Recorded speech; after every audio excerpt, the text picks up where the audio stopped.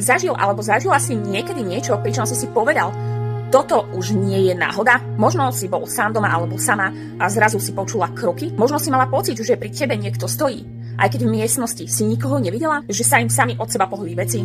Že začuli hlas, otvorili sa im dvere, alebo sa zaplo svetlo či televízor bez vysvetlenia?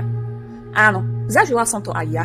Od iných som zas počula, či od starých rodičov, alebo od známych, alebo len tak som si prečítala na internete, že hovoria o tom, že po smrti blízkeho človeka je cítiť ich vôňu, mali veľmi živý sen, alebo zrazu našli predmet presne tam, kde by ho vôbec nečakali.